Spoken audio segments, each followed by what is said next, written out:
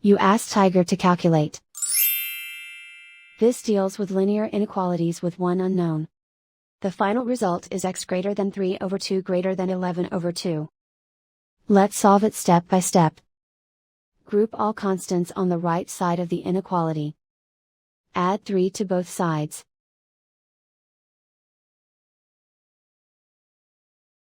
Simplify the arithmetic.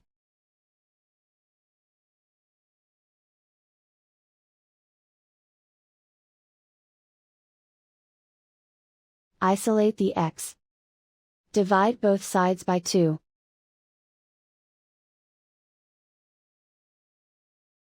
Simplify the fraction.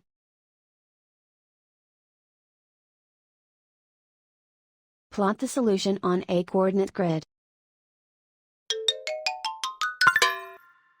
And so the final result is x greater than 3 over 2 greater than 11 over 2.